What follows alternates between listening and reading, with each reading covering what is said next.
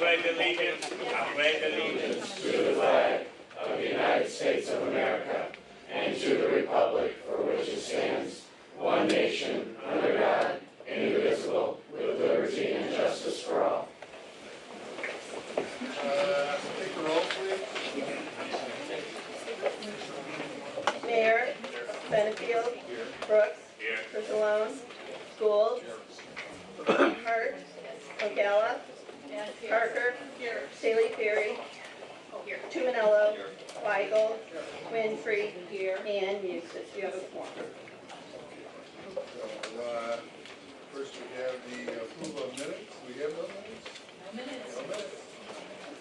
I'm going to skip old business for right now. I've got some folks that have to get on their way. So I'm going to jump down to new business. So I'll go to Julie. We're going to talk about the purchase of an apartment building for problem-solving courts. Good morning, thank you for having me. Beth was kind enough to attach this yesterday to your agenda. I was kind enough to all. To attach our courts. I'm only kidding. Go ahead. So, next week at County Board, you will hear about the 20th anniversary of the problem-solving courts. So you already know that our problem-solving courts are solid programs that save the county money. In 2000, we started looking at recovery homes because other houses weren't working. And now we have two solid recovery homes that definitely improve the success of our problems. In 2007, we started to you approved the fee that we were able to accumulate year to year because it had to be used for drug court. And we purchased the house on Frank Street, and 2 years later, the house on Lime Street. And at that time that we did those presentations, we showed how much money they would save the county in the long run based on the number of relapses in Oxford houses, the amount of time they spent in jail, and the amount of money that we sent people back to treatment for. In 1997, there was a quote from the Office of Justice saying, "Successful outcomes for drug-abusing offenders are tied to the length of time in treatment, at least 6 months, and continued treatment in the community after release." That was as true then as it is now. However, with the new forms of managed care insurance, instead of the 90-day norm of inpatient treatment that we had then, we are lucky to get 7 to 14 days. So what happens is we then need to provide them more community supervision and more time in either extended care programs or in housing to help them to be successful. What we do know is that in a recovery home that is not our own, they lack supervision, they don't drug test them frequently. We often have to place them out of the area because even with the 10 current recovery homes that are in Joliet, they are always full. And that housing is expensive. They're not going to take people in unless we pay the first few weeks to a month because people on the outside can come in and do that. So in 2017, I spent over $37,000 paying for that extended care and those housing options. Thus far in 18, I've spent over $45,000 in extended care and housing options. We also have to figure in the cost of the relapse, because if they relapse in these houses due to lack of supervision, they spend typically about 30 days in the jail. More expensive to jail, we have to do a relapse evaluation, then we have to send them back to treatment, back to other housing, which then costs us more money for all of those things. Or we end up sending them to prison, which while it may not cost the county initially, the almost 80% recidivism rate coming out of prison means ultimately it's going to cost the county a lot more money. So the reason that we started the drug court recovery homes was they were less of a burden on the ADF. There was less money to outside agencies, and we had a lot more control over our clients. We've made them open to law enforcement, so law enforcement could come in. We've become good neighbors in the community. If any of you were here when we opened Frank Street, you'll remember the uproar of us putting people in their neighborhood, and yet a year later, he's coming over to shake the hand of the recovery home manager and apologizing because we were such good neighbors. They're also exclusively for drug court, so we don't have the outside influences of people coming out of prison or just fresh out of treatment. that we have no control over. So originally, when we opened these houses, they were a step down from inpatient treatment, from extended care, and then it was that final layer to get them ready to go back to their families or out into the community. More and more, because there's not room in extended care and because treatment is so short, we end up having to come into those houses and then have to do IOP where they're in there. And that makes things difficult. So the people at Frank Street and Lime Street, those houses, while we paid for the houses are self-sustaining. They paid for their own rent, they paid for their own food. We have a breathalyzer as they come in and out the door. They're randomly drug tested frequently, sometimes daily. We have much greater increased supervision. We can have case managers go there and see people where they might be more comfortable. And we have an increased retention rate for drug court. So we have less people going to prison. So when we opened the Julianne, we opened it with 6 people. Actually, it was the Frank Street house.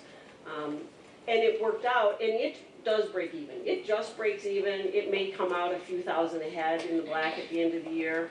So when we decided to open a second house, we went to 8, because that was the maximum we could put in a community group home. Didn't know that you had to sprinkler that house at the time we bought the house. So then you would think my husband would have mentioned that to me. So we ended up putting in sprinklers, and then you run the risk of the water going into the house might not be strong, the pipe may not be strong enough to sustain that. We also had to go to the zoning board of approval, zoning board of appeals. We had to do community meetings, and it was a lengthy process.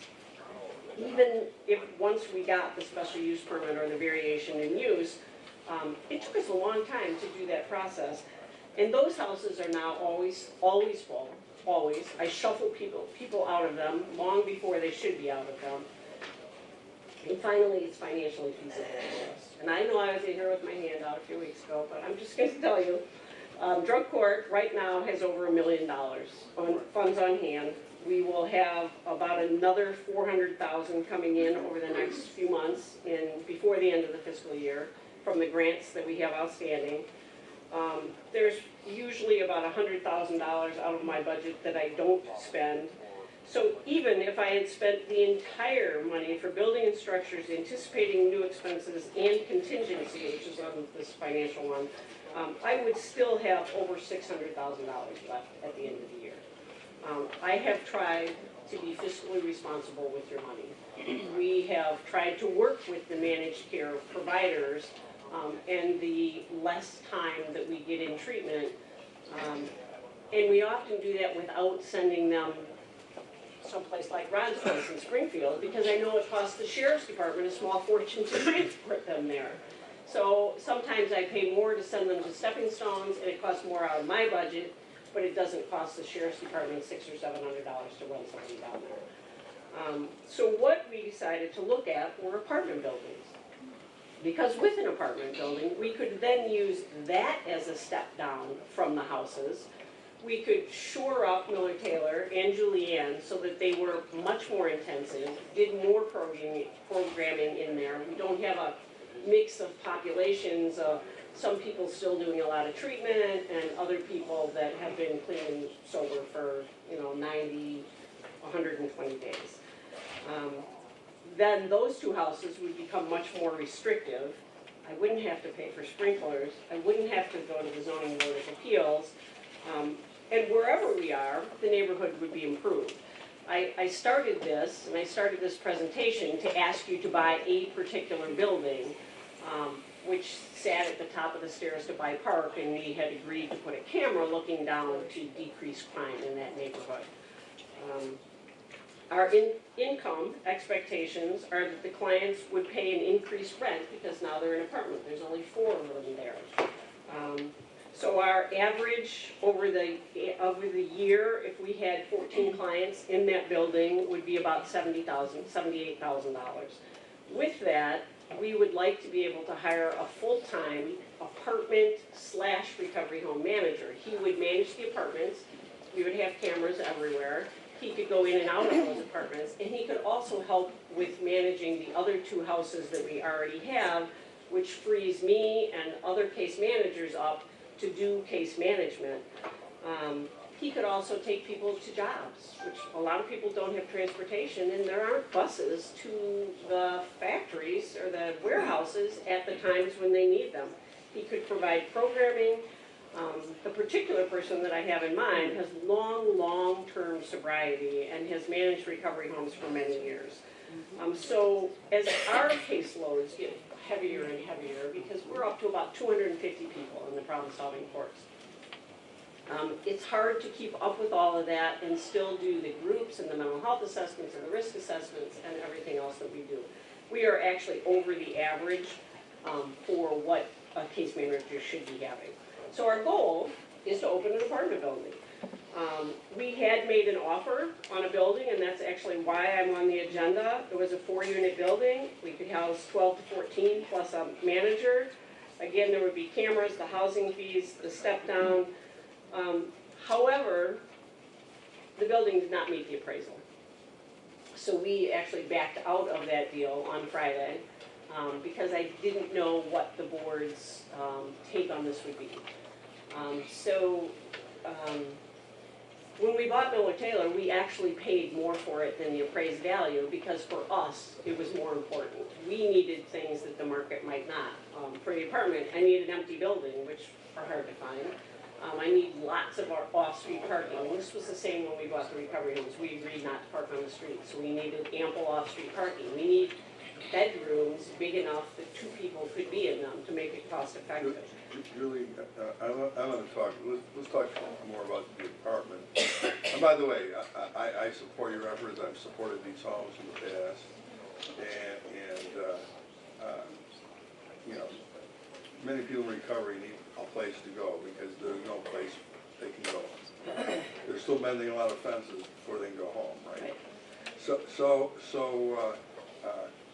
So let's talk about, you want to pursue apartment buildings for recovering folks, Correct. part of the step program. And I don't think there's anyone here that wouldn't support that. As far as paying over appraised value for something, there is a formula, correct, Mary? You can pay like 5% over or whatever. And just so you know, there is a legal part of that you can go a little over, but it's a percentage. You can't go like 50% over. You can maybe go 3 or 4% over, and it may be worth it. The other thing I would suggest is you used to go to Public Building Commission, and Mel Rule would always look at buildings for you.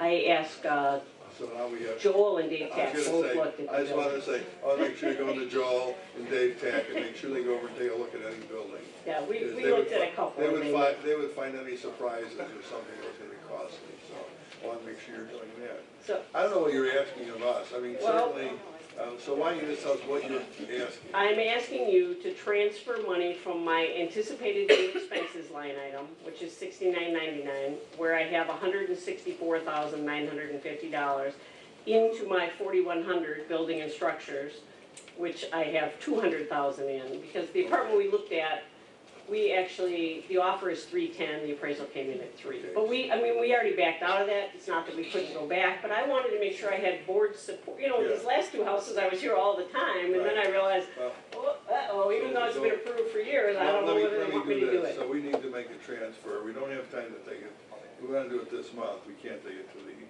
finance committee because they won't meet till next month. We can't actually take action here because it's not a specific agenda item, but we could place it on the agenda. You for the could place county it on board. the county board. Okay, so I'm gonna entertain a motion. Move second out, any discussion on this? Okay, Just a quick, I've also been very supportive of this, and I think that it's worth us taking a look at to make sure that we get this done. I mean, we're not talking about a whole lot of money between what the offer and the appraisal was. I mean, it's $10,000 difference. That's almost Less than 5% is Yeah. allowable. yeah, So I think, you know, a building you really like and then you got a little wiggle. Okay, I have one more question. when we started this, Public Building Commission was around and handled whatever renovations we need. Is that something that the county maintenance people could do over time if it wasn't major kinds of renovations? Well, let me say this, that I think that probably the better approach, and I think this is basically what Mel did for you. We didn't send our people over, but he helped you manage the process, putting bid packages together, going out to bid, and so forth. I believe that county staff can do the same thing for you. Okay. Certainly Joel and Dave would be the leads on that. I guess you should ask the county executive. If the maintenance department, I mean, they renovated the beach building, they've renovated a lot. If it's nothing major, Here again, if they determine they can use county board staff to do it, I don't see any problem with Okay. that. all right, That doesn't necessarily come from us, Julie, that's. okay. All right, then It's gonna be the executive's office. I'll work it out with them. They're his employees. He Okay. manages those employees. I But, can tell you, I'm so excited. I was just afraid I was coming to like the fire. So, you know, if you- Oh, if you really like that apartment building, you do have some little living room, you can always go back to maybe a little different offer. I don't know if you're way far apart. but- I may wait and see if it's, another There week may or be two, other this guy buildings. might not get what he wants. There may be other buildings out there that you find, There's actually another one on Rainer I want to go look at, but before I looked at more. yeah. Okay, so as long as I And can you'll find transfer an the 8 money? flat or.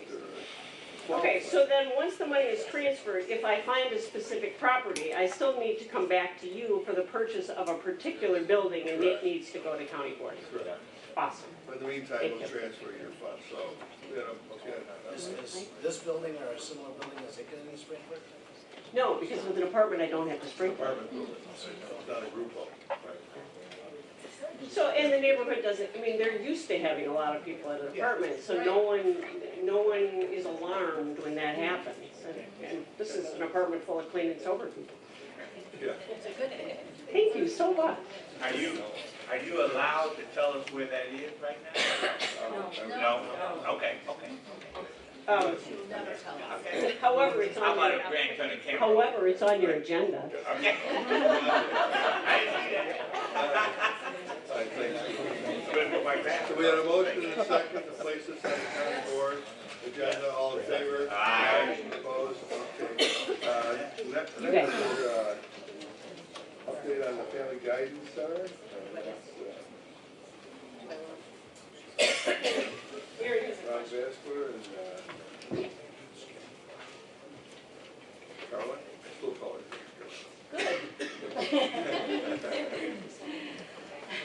Jim, ladies and gentlemen, I know you're probably thinking, oh my God, she's back. And honestly, based on some of the information I want to share with you today, I don't think anything could keep me away. On behalf of Family Guidance, I have to share with you some stats and some really incredible progress that's been developed for our community.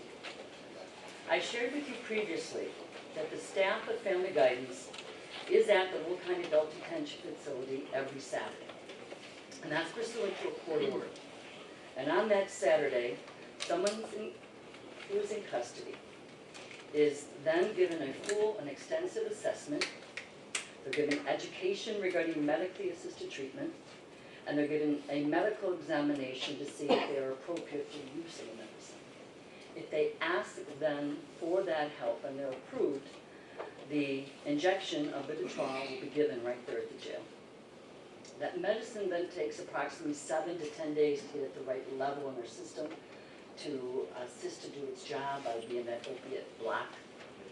And then within that 10 days, what is available is for the judge then to discharge that individual from the jail with the immediate referral for intensive outpatient treatment. They'll then receive the additional medication once a month by injection so long as they are actively engaged in treatment. It's a wonderful program.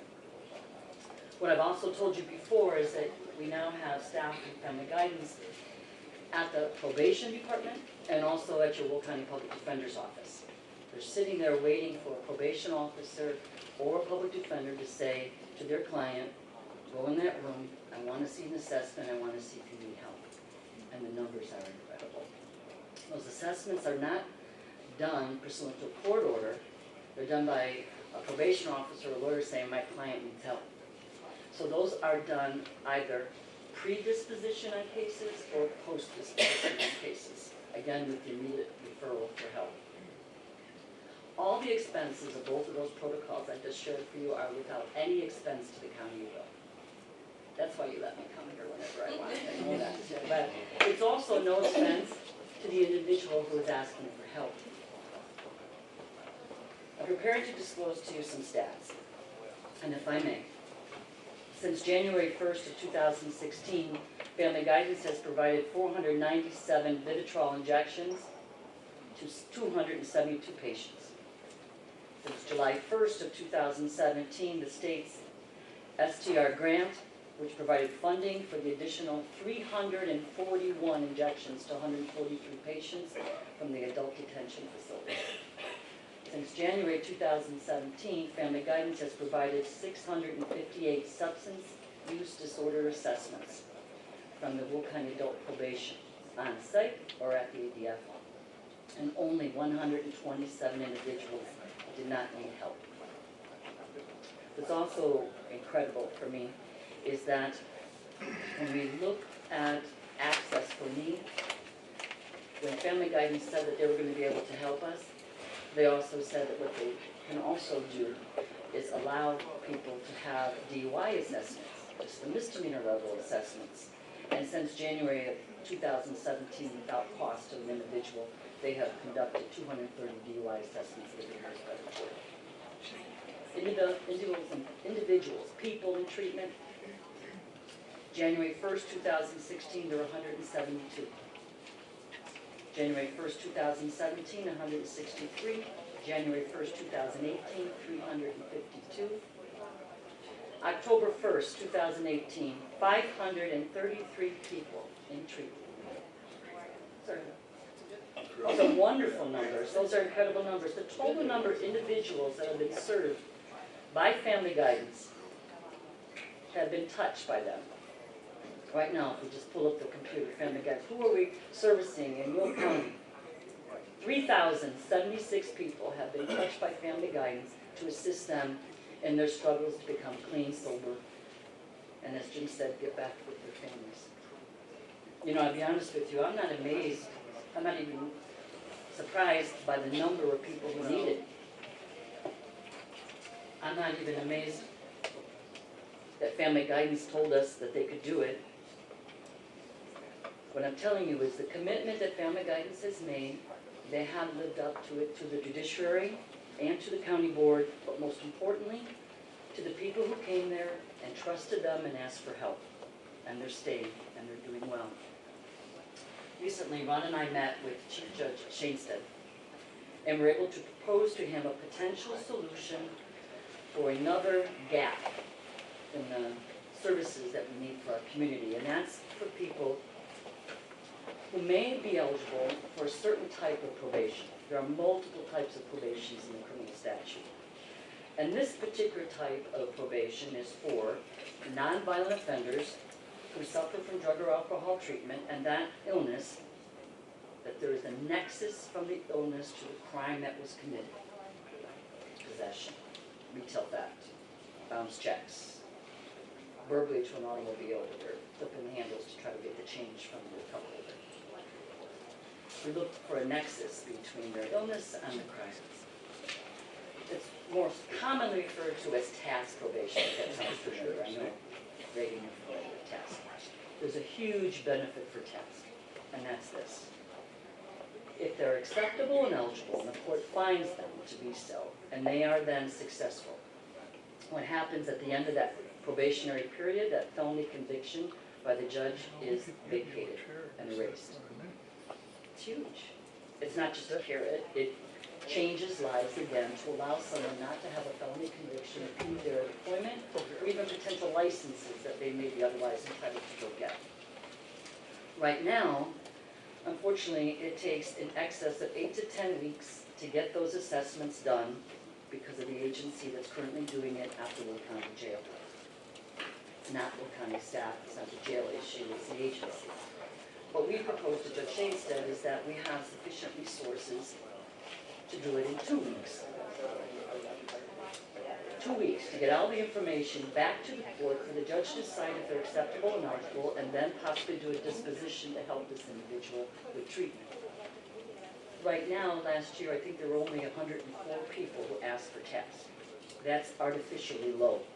And the reason it's low is because I'll tell you, when you talk to somebody who's in custody and says, I can get you straight probation, you're gonna get a felony conviction and blah, blah, blah, or you can wait another 8 to 10 weeks and maybe you'll get this special probation and you're gonna work really hard and then you're gonna get rid of the felony and someday down the road you're gonna get a job. And I look at you and they say, forget you, I'm out of here. Yeah. That's true. I'm telling you, it's artificially low. So, Judge Shainstead has approved Family Guidance to be one of the designated providers when someone asks for special probation. Ron will be putting together with myself a protocol for all the felony judges. We have hired local counsel as well to be the other aspect of the eligibility portion of TASK, where they have to look at their criminal history and such to be able to tell the judge if they're available. And we are ready and able to start that immediately. I guess the part that you really might not believe that I'm here to tell you about is this. You're going to certainly have lower detainee periods of time at the jail because of this protocol that we're putting together. You're going to have lower recidivism rate. But at this point, I've only spoke to you about people who are qualifying for some form of outpatient treatment. They're in the jail and they qualify somehow for outpatient. And you've heard me, and I know you've heard Julie and other people say over and over and over again, there are not enough beds to service people who need the inpatient treatment to be successful. And when they are in jail and they're waiting for a bed, the length time is extremely lengthy. Family Guidance currently already operates an inpatient treatment facility, and that's in Springfield, Illinois. It's very, very successful. The beds are very valuable, and they're seemingly always full. Family Guidance is licensed. They're skilled. And they are offering to initiate a pilot program to begin as a startup for 15 people. 15 male individuals who are currently at the Will County Adult Detention Facility. We always start pilot so that we can learn our mistakes and tweak things all the way, but it can go from 15 probably to as many as 46 to 50 at any given time. But right now, 15 people are going to be selected. I'm going to ask Julie for help.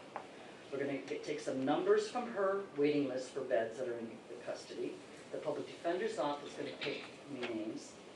The other names will be selected from people who are entitled to this special probation. Once we have the 15 individuals, that inpatient treatment will be done at the Will County Adult Detention Facility. Nobody left. Good. Okay. Ron and I were given a wonderful tour by the warden of Pod W at your jail. When Pod W was built and designed, it was built and designed for treatment and education. And thank God that the numbers there at the jail are so getting down that it's now available to be used for what you designed it for the purpose. And I have to tell you, I had a wonderful conversation with the sheriff who supports us completely. And he's asking me to put it together so that it's safe, that it's the right thing to do, that certainly the state's attorney's office approves, and that it works. Now, it doesn't happen overnight. Drug court didn't go from, what was it, Julie, 4 people to 200 people overnight, because you can't. You don't. How many was it? A lot. Did you start with 2 or something? 3 with Steve White. I mean, come on. To 250 now. I mean, those things don't happen overnight, but I promise you this. When we looked, it's doable. And not only is it doable, we have all the resources to get it done. You already have your licensed provider. This building already has its separate access to get in for these services. And we know enough of how to do it. Judge, can I ask you a question? So, Please. what action do you need from the county board? I'm supportive of this. The only thing I would ask, so first step in treatment course is detox. So would you have the ability to do detox? Not everyone needs detox, Not Jim, if they're everybody. already at the jail. They've already spent their Got it, few got it. days where they Yeah, have been they've given. already, that- they've already, yeah, okay. You know, that Yeah. period of time has already lapsed by the Okay, time that got we're it. looking here.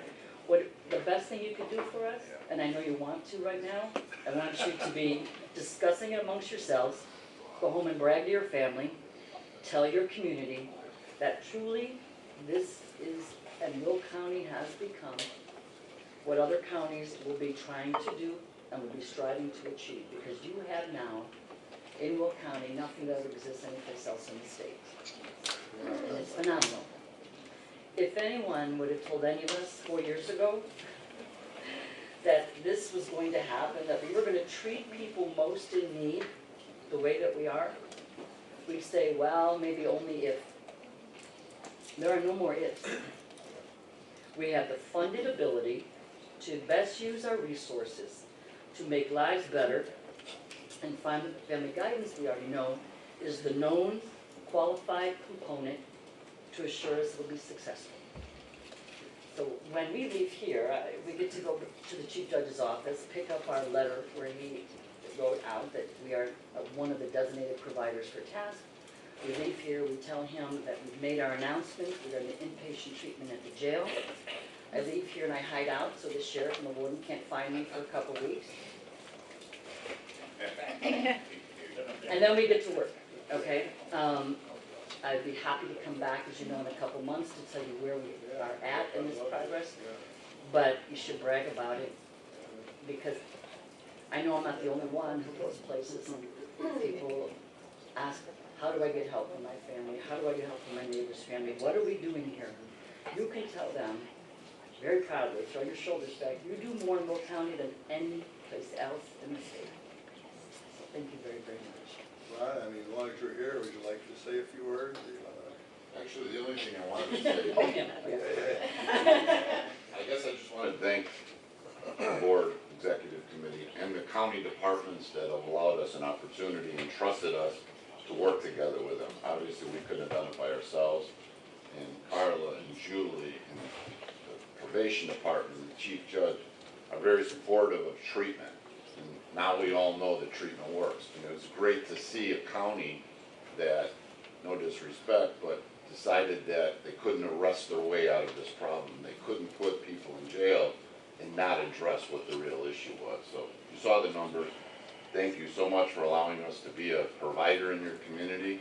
We're here to expand and continue to grow in any way we can. That's all I need to say. You know, it's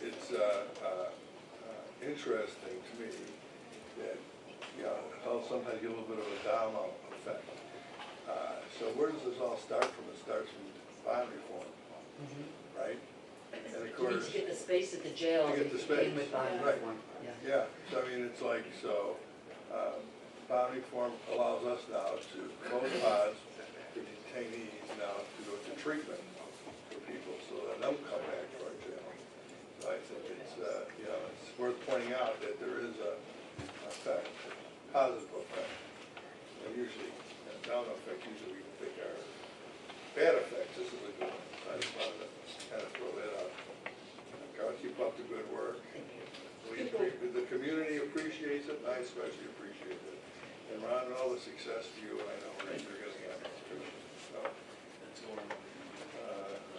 Any questions? I just want to say thank you for everything you do and for coming here to tell us. And I'm wondering if you can share those stats with us. So Sure. You can email to, Absolutely. and, you know, I invite you to come back, maybe whatever you think it is, every quarter, to tell you, here's how it's going, you know, it's going well, or we can use some help here, or Thank you. some different challenges here, so yeah, let's, I accept your invitation. okay, thank you. Thank you very much. Thanks, guys. Thank you. Okay, thank you.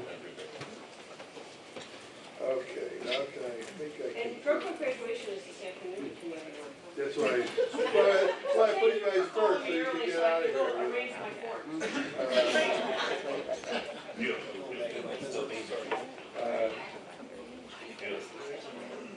Should we jump back over? Okay, so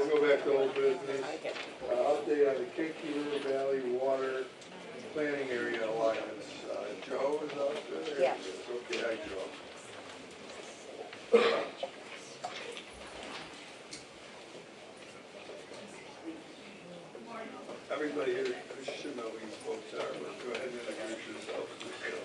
Good morning. First off, thank you for the privilege to address your committee. My name is Joe Cosgrove, and I'm here today representing the Kankakee River Valley Water Planning Area Alliance. Quite a mouthful, I apologize for that. I'm here today to ask for your support and recommendation of becoming a member of our growing organization. Currently, we consist of the Village of Diamond, the City of Braidwood, Village of Coal City, the Godly Public Water District, Custer Park Fire Protection District, and Grundy County. Also, as a service member, we have the Rural Community Assistance Program, RCAP. Any unit of government that's interested in the safe, abundant, affordable water is more than welcome to be a part of our organization. We have a packet today that has a summary of the intergovernmental agreement that we use. I included an agenda of our last meeting and also our most recent minutes. Why your support is and participation is important is firmly believe that county participation in representing the southwestern Lone County citizens gives us a bigger voice, includes you in the planning for future needs, and represent those who have an interest in safe, abundant, affordable water. I know you have a lot on your plate today, and I apologize for that, so I want to be as brief as possible. I wrap it up. My simplest request for you today is everyone in this room has a vested interest because you need safe, sustainable, affordable potable water. It's a human necessity. Besides that, we've come to realize the safety issues by having the fire districts involved with us so that they have an adequate supply of water to fight fires. The area we're from, that's not uncommon for a town to bring its water in 5 or 10 minutes and then have to handle the community's time. The last thing is economic development. Village of Diamond had business came in to build a manufacturing plant. They didn't have an adequate supply of water for that industry to have a viable option. So today, that's why I'm here. I addressed you about a year ago. I apologize if I didn't quite carry the water that I needed to carry. So I'm here today to answer any questions I can. Joe, why don't we give a brief synopsis of what the Alliance is and what you've accomplished to this point. You've got your allocations for Kankakee River water and so forth. So if you can give maybe just a brief synopsis of the Alliance and the purpose of the Alliance. Actually, probably over, it's been 25 years or more. I attended a meeting at the time of Grundy County. The chairman was Don Kaufman, who brought together communities that didn't have water system. He was way ahead of his time. He looked to the future where there was a collaboration of municipalities working together to supply water. What he was on to 20 years ago is as valid today as it was then. We formed a collaborative about 5 years ago called the Tri-County Water Collaborative. I had some patents I can pass around. From there, we realized we needed a more structured organization, so we've created an alliance. We basically on what was done in Northern Illinois through CMAT, the Northwestern Water Alliance. Currently, the Water District, we've pursued withdrawal permits for the Kankakee River. We've obtained property on the Kankakee River in Custer Park. We just did complete last week our fish and mussel survey, the last permit we had. Our permit was filed last October, so we anticipate probably within the next 2 weeks to having that permit. The goal there is to have that permit in the public trust if it's ever needed. What we're also doing right now is with RCAP, we've been able to provide programs at no cost to our membership, from water surveys to rate analysis. We've also been able to institute a program that they can do mapping, electronic mapping of all the functions, all their support things. And lastly, we've been able to really put that educational program together for our members. Short, that's what we've been after. That's what we've been doing in the last year since we really started the Alliance. Kimberly played out of the attorney for the Godly Public Water District and also for the Alliance. The Alliance is a planning group that fits in the mold of CMAP. It gives all the communities in the area a regional approach to supplying water, both for drinking water purposes and safety purposes, as Joe said. So we see this as a safety and planning and a regional approach, cost-effective, safety, and that's what we're about, and all the, and education. The programs that we've had at our meetings have been very illuminating. Well, let me say this again, my interest in water goes back probably 45 years. When I first came to Will County, of course, my initial involvement was fighting water rates from a private utility company. But it does get you understanding a little bit more about water and water resources and the splintered kind of siloed approach that almost all communities have is not sustainable. It's just not.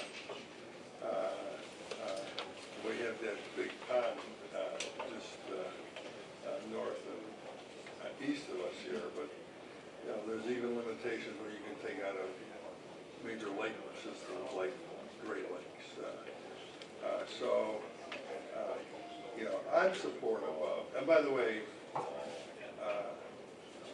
I don't try not to toot my horn. But let me say this, that the Stormwater Management Committee, which addresses water issues, was my first initiative when I came on the county board in 1992. And it was a struggle because even the county board members, they weren't interested. And it took me, I think, 4 or 5 years. We passed the ordinance, and then it took another 3 years before the county executive, back down to Chuck Adelman, would appoint to the committee. I mean, he just totally blocked it, so we tried to block it. I think we probably switched them really on it. And, of course, I was the only pusher initially, so it takes time to get other pushers in. But Joe has been there, and they have done presentations, and the Stormwater Management Committee. It's not just about, it's about water quality issues and so forth. It's not just about stormwater. I mean, so they do take up these issues. Joe, he's been there at least once, maybe twice, and they've been supportive. And I think, their recommendation, I think, is they would like us to get involved. From a planning perspective, I think that, I hate to say it's a no-brainer, but it's absolutely what we should be doing. We're not water suppliers. Not that the county can't be, but we're not. But certainly we should be water planners in the county end. And I think we should be part of the line. So I'm just going to open up for any other comments. Chuck? A while back when you first proposed this, one of the folks on that committee, I think Teresa Gray, actually from our district, had, she's a professional engineer and water resources manager. And she got on there and she was taking a look at some things and said that there were, in theory, she really liked the idea. Very supportive of the group. There seemed to have been some questions by Teresa at the time with representation and how people were being represented and costs that the county getting involved. I think one was the county had a single vote where some municipalities had 2 votes on the board and things like that. And so I'm just wondering, has any of those issues been addressed? Actually, in the intergovernmental agreement, it works out how that happens. Every has 1 vote. More what we're taking is this is a planning organization at this point in time. We also wanted to be proactive rather than reactive, so we made this intergovernmental agreement so it's a living, growing document. It's a basis for something to start. Our view is this resource should be managed by a collaboration. That collaboration being the members of the alliance. So, and as planning goes forward and studies are done, how do those get paid for? We haven't even collected any of the monies yet for initiation or use of it. We've been able to secure alternative sources for funding that, and that's still our intention. But in your intergovernmental agreement, if you address that and how the different municipals and government bodies would pay for and how is that space? There's an initial fee for the counties of $1,000 and for every other government entity, $500. And then it's up to the committee or up to the alliance to determine what they want to do in the future. So far, we've been able to bring in free resources, and that's been our goal. We are a lot of small communities that don't have access to that resource. By banding together, what we found is we have access to huge resources. Our last meeting, we were fortunate to have the Illinois EPA water manager there to address individual issues, to update communities on what new IEPA regulations are going to be involved in. We've reached out to some communities that don't have funding. South Wilmington, for example, had a huge problem. We were able to give them the support at no cost of licensed water operators to help get their system in compliance. So that's been some of the focus of the alliance besides just securing a future, water source. We all know that our wells are limited. The finances just are not there, so we're looking for the alternative finances. To directly answer your question, so far we've covered all the costs. We haven't had to use any outside help. Been very fortunate that. As far as the actual water supply, the Gathered Public Water District has been paying for all those costs, security permits, good funds. This is more of a planning.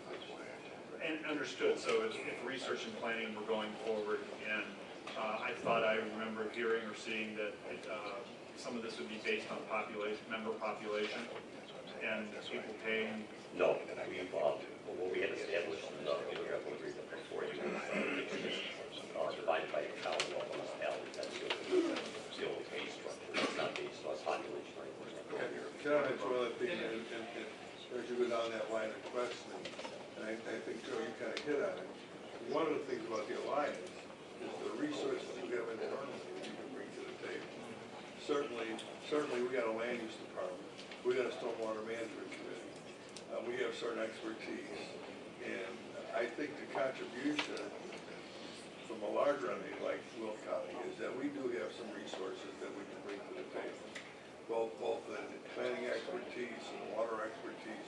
So I think that's why it's important for like Will County to be at that table to kind of planning forward. Certainly, we've been focused pretty much in our discussion here, as of late, has been pretty much been focused on groundwater and the groundwater resources, and including that resource getting contaminated in one form or another. So, but that all plays into what the alliance is working on as far as planning. I mentioned, perhaps future water resources, but we deal with all the resources, including, I believe they're trying to, including the current well water. And of course, we all know that those water tables are dropping quicker than we'd like to see. So, and once again, that's why I think it's so important for the county to be a member of this alliance. So your wisdom, your interest, your suggestions are made part of this for this discussion to grow this organization and what it needs to become someday. Go ahead, Debbie. Debbie Millicall. Of course, this is in District 6. It's in the very southern part of Will County, which is very rural, and people there are, in desperate need of these types of services. I have been to a couple of their meetings. They are run professionally. They do bring in great speakers. They do bring in the experts that everybody needs to understand this. So I watched them vote on everything. And one person gets one vote. Each member voted just one vote, and that's how it's gone forward. So I want to say they've done a great job, and I would hopefully you would also support it. I did talk to Mary. She has to look at the agreement, but she would do so before the county board meeting, which she's just been a little bogged down, just a little, huh, Mary? So then I will then entertain a motion to place this on the county board agenda. Of course, Polly State's trying to review, and then we move forward to become a member of the alliance. Move. All in favor? Aye. Opposed? Motion carries. Thank you again very much. And Nick, your office should be involved in this because the appointment will come out of your executive branch.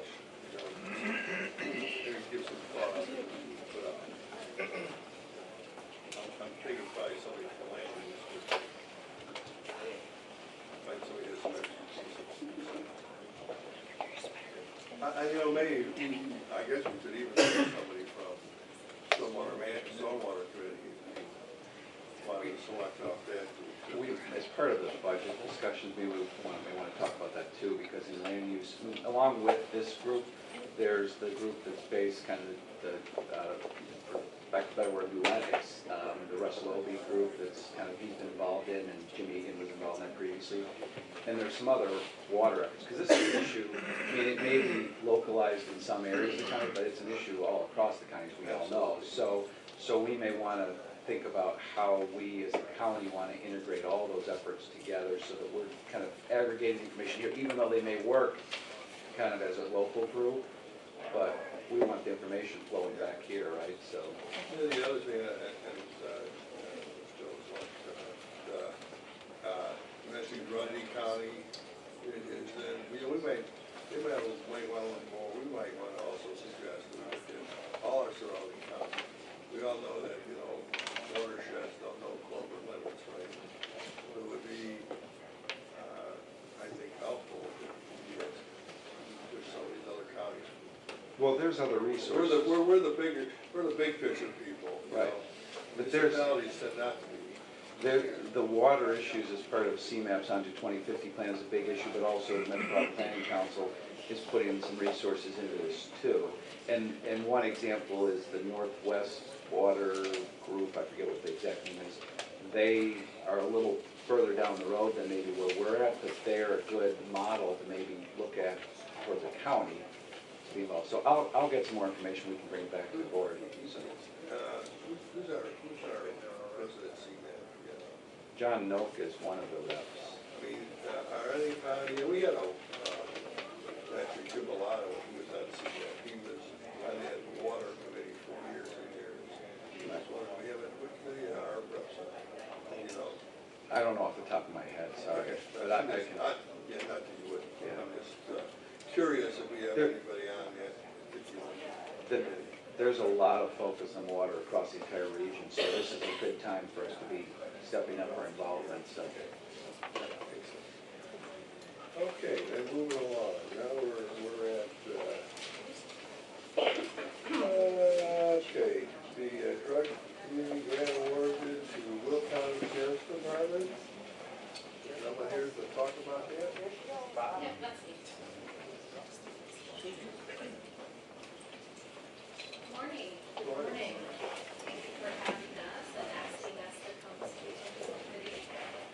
My name is Bonnie McPhillips, and I'm with the Sheriff's Office. Next month, I'll be starting my 17th year at the Sheriff's Office. I was hired 17 years ago as the Will County Police Social Worker with a background in mental health and substance abuse. Is that better? So our goal here today is to give you the background on the DFC grant and application, let you know where we are now and what our next steps are, and then answer any questions that you have. In 2015, Lois Mayer started writing the DFC grant, and then in the late 2015, early 2016, she came to the Sheriff's Office and asked the Sheriff's Office if they would be willing to move forward with the grant application and apply for the DFC grant.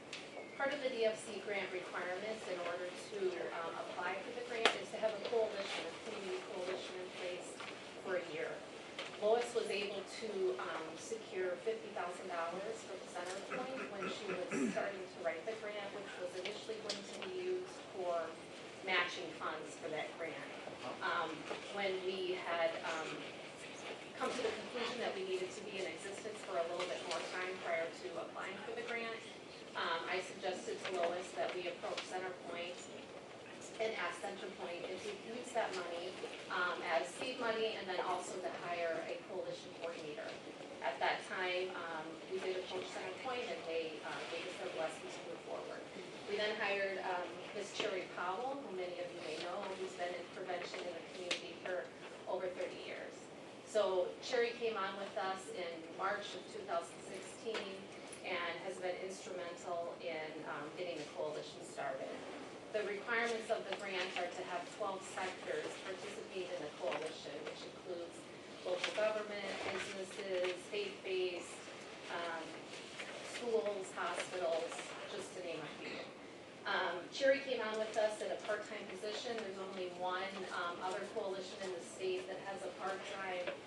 coalition coordinator, the rest of the coordinators are full-time. So that's exciting because we were able to accomplish everything that we have in this period of time, just with Sherry being on with the Sheriff's Department at part-time. We started the coalition in March of 2016 in anticipation of applying for the grant in March of 2017. We did apply for that grant in 2017, but we were not awarded that grant.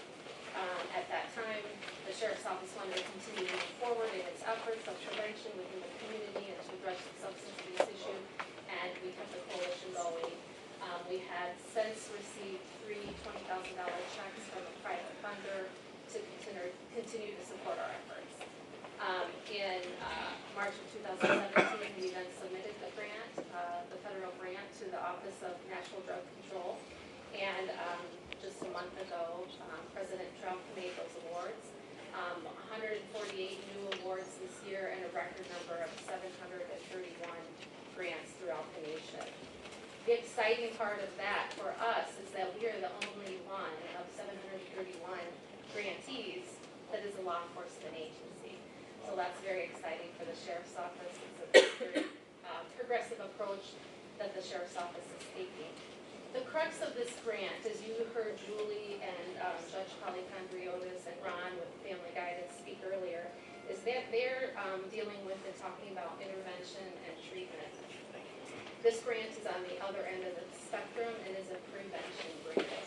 The goal of this grant is to involve community stakeholders to create the coalition, to become active on the coalition, and to prevent youth substance use in the county of Will.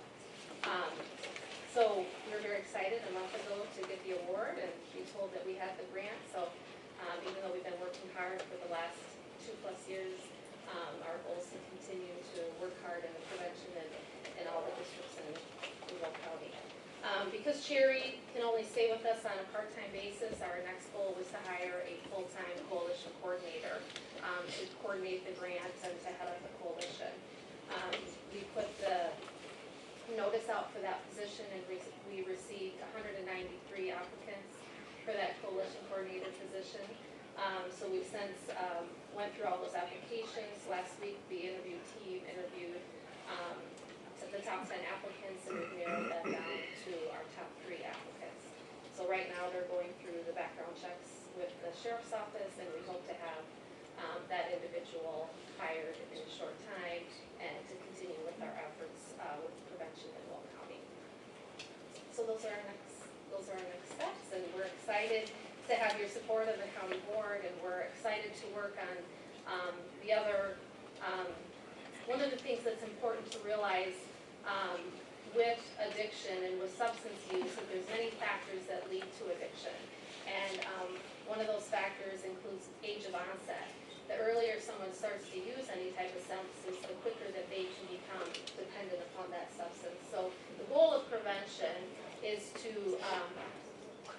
deter that age of onset. Our grant works with grades 5th through 12th grade, and so we need to educate both the youth and the parents in the dangers of the substance and how to delay that age of onset to not have the factors that Julie and the court systems are dealing with.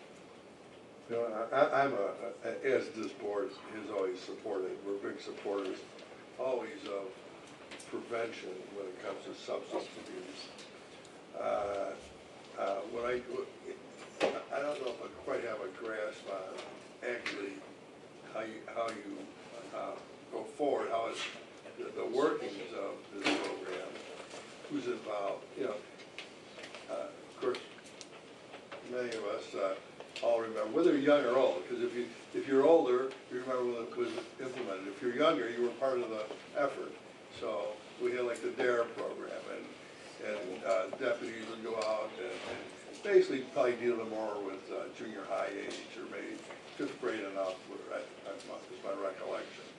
And of course, it was all about prevention, just kind of say no. Kind of program. It was, when you assigned deputies, would go out and talk to the students. So how does this one work now? That's a coalition. Right, the coalition involves the 12 sectors in the community, so we want to get all the players to the table, all the people that interface with youth and with families, and come together for an approach to educate the families, to educate the kids and other options and opportunities besides using substances, whether that be forums. We have partnered with Chestnut Family Systems, who goes into the schools and does the education.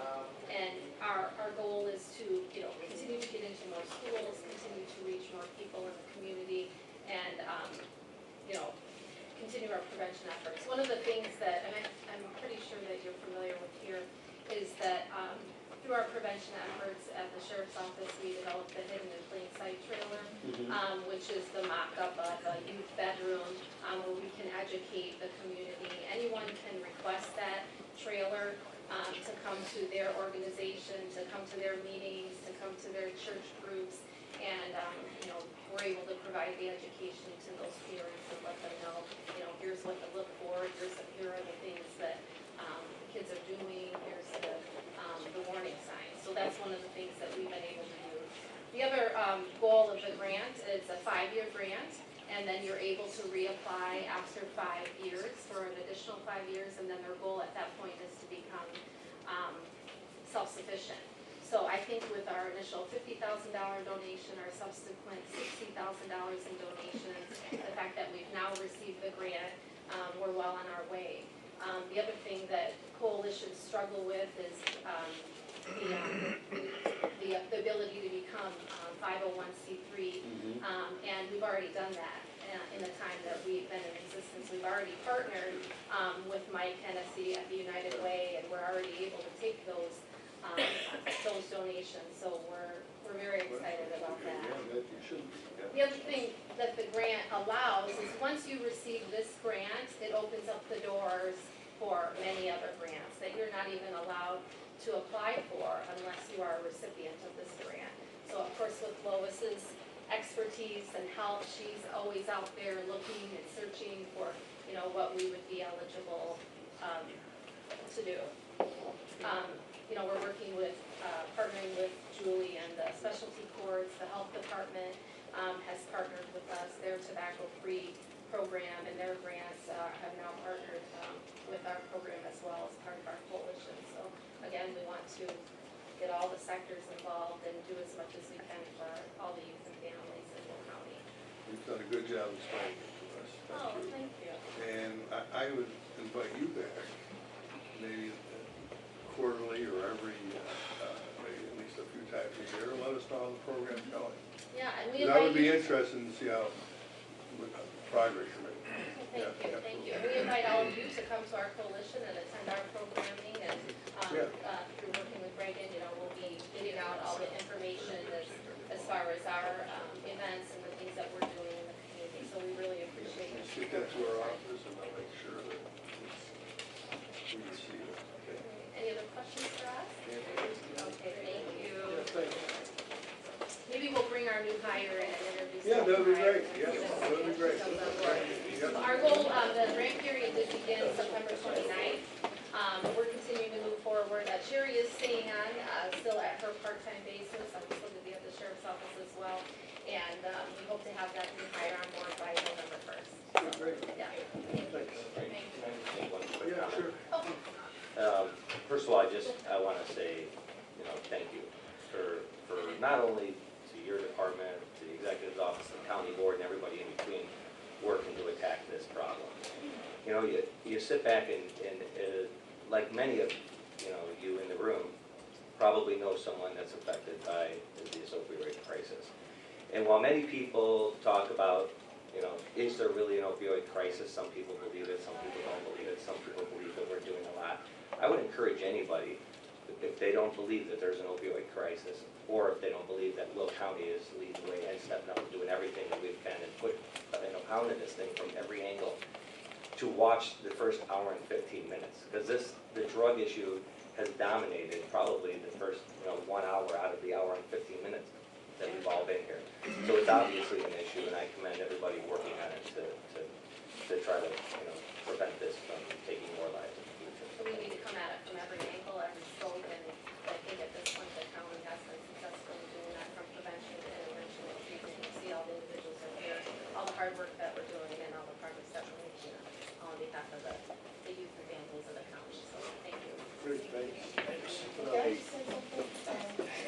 Sure, go ahead. I just wanted to say, I want to be retired from Chestnut Health Systems November 2nd, and because I'm going to be a full-time grandma.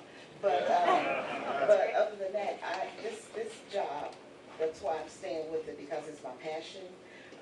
When I first graduated and got into teaching, I was teaching preschool and pre-K.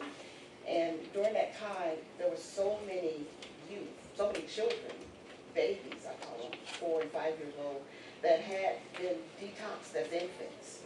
And the turmoil in the classroom because of their inability to just socialize and to learn at the same capacity as the other kids was so stagnated till I stayed with it for 11 years. But when I heard about prevention, especially primary prevention, it just took my heart, and I said, that's where I need to be.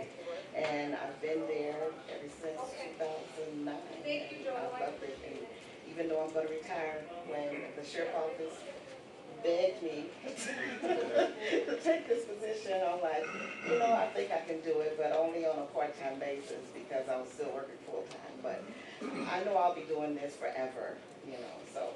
And I thank you and people like you that understand the necessity to keep that onset from happening. I mean, we're talking about primary prevention. Primary prevention is not to ever start.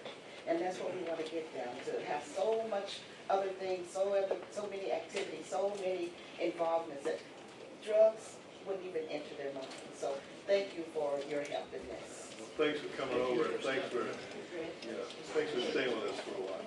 You picked the right person, I right? think so. Sheriff, did you Can I want say something real quick? I just want to thank everybody that's in this coalition, top to bottom. We started this a couple years ago with a mission to get this word out, get the prevention out in the sheriff's office and with the executive's office, everybody involved. And it's obviously all the hard work paid off. And I can't thank everybody enough that's involved in this, that's done this hard work. That Lois and Bonnie and everybody was involved in this grant. And it just goes to show that, like you said, everybody in Will County knows that there's an issue and we're attacking it from all angles. So just wanted to say thanks for all the hard work, and we're going to keep pushing. Thank you. Thanks. Okay. Lois, speaking of Lois, you used up all your time. Good morning. I'll be very brief. When I came before the committee back in September, I spoke just for a few minutes on one grant that we had submitted, one of the federal grants, the DOJ COPS School Violence Grant. And last week we received the letter from the Department of Justice that Will County received that grant. It's $500,000. The guidelines behind the grant itself, the grant application, required a collaboration between a school district, a law enforcement agency, which is our sheriff's office, and a unit of government, which is our county, which is you, the county executive's office. Yeah. So as it turned out, it's Homer District 33 that received the grant, or that we will be the implementing agency.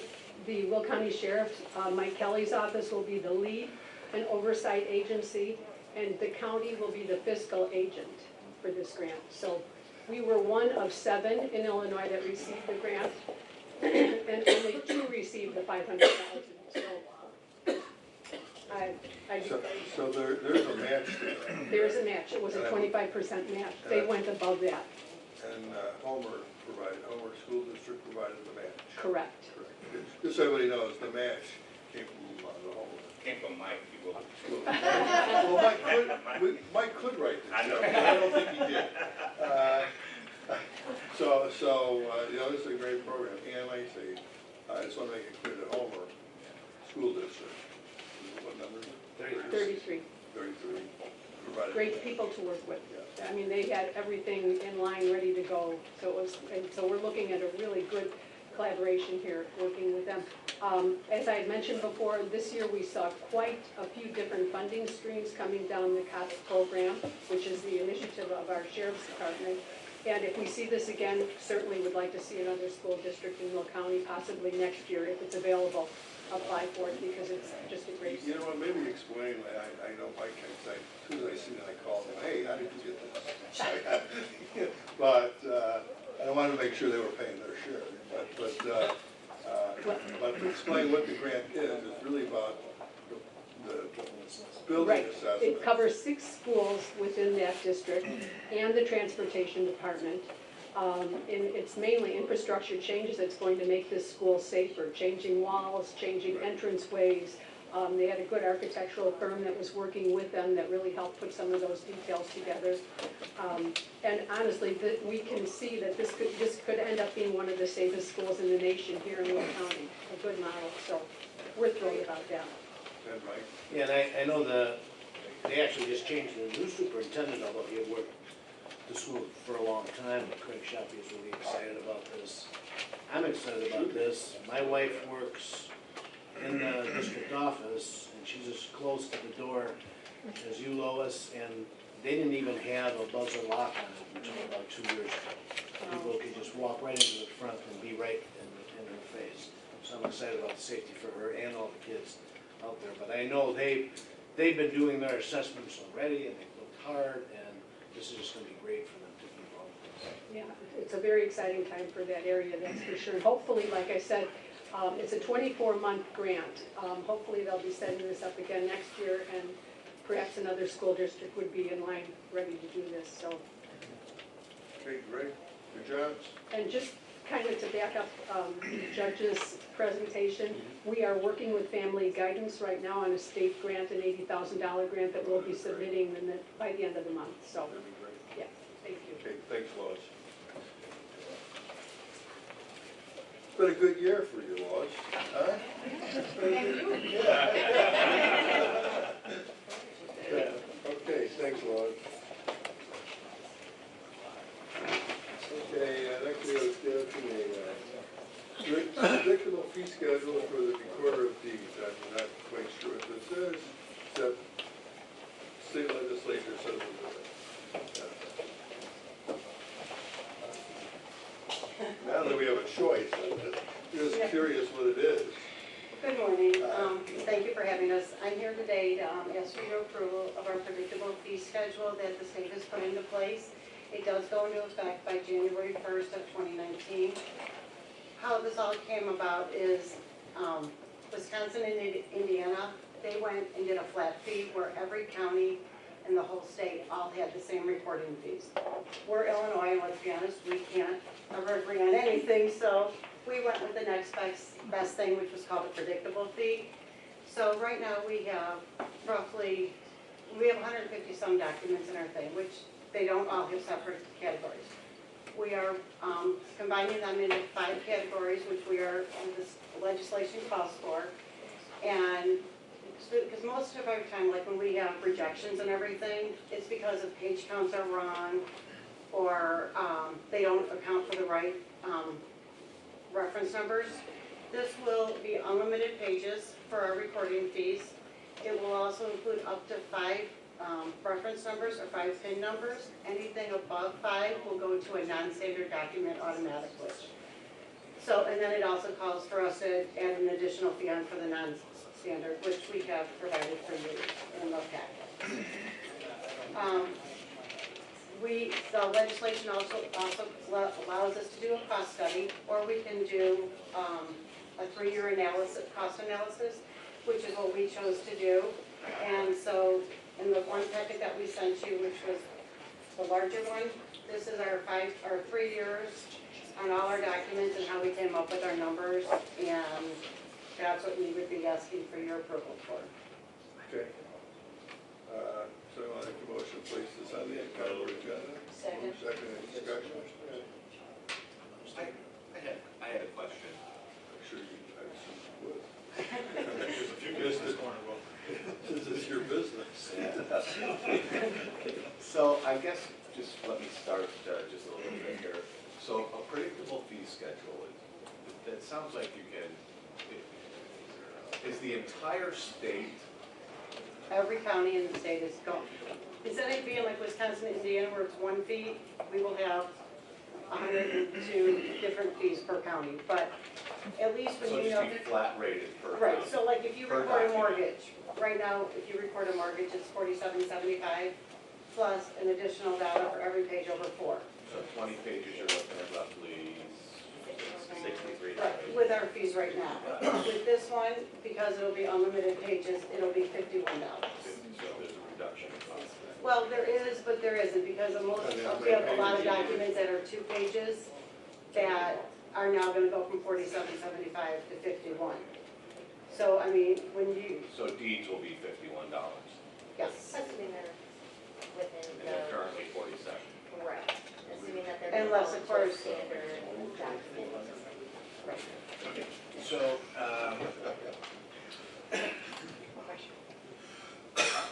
Also, it's my understanding that the county is moving to the MyDeck.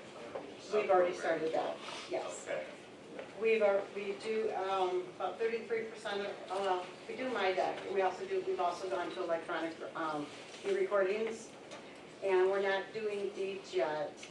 I've talked to our state's attorney's office about that, and as of right now, we do not feel that we're putting the safety of the homeowners over the e-recording process, only because if someone's going to false, I mean, granted, on the e-recording, when they sign up with whichever submitter they use, they do sign a form saying that everything is the true and original. But like we talked with our state's attorney's office, let's be honest, if right now, people have forged documents, so what's gonna stop them from doing one more? So that's the only reason why we haven't gone to e-recordings. So we're still using original documents for deeds? Yes. Okay. We like the fact that we see every deed that comes through and it goes through our. And I think that's standard throughout the state, even those that are primarily using MyDeck. It's kind of a split between the state. A lot of counties do electronically record deeds, some of them have opted not to at this point, or And, certain cases. And our other thing is with us having all the municipalities with the stamps, a lot of counties don't have municipalities, so it is easier for them to move that direction. So I guess one of my questions is this, so the state's created this MyDeck, and so how is that MyDeck process working? Because as you know, or may not know, I deal with this on a daily basis. And so my question to internally has been, what happens when my company presses the submit button on the MyDeck page? The MyDeck option now with the Department of Revenue is essentially, it's an electronic P-tax. We still currently accept paper P-taxes as well as the electronic P-tax. The benefit to using the electronic version is that it gets checked through the PIN file that our assessor's office provides to the state of Illinois on a monthly and a weekly, bi-weekly basis as they make updates, so that information remains current.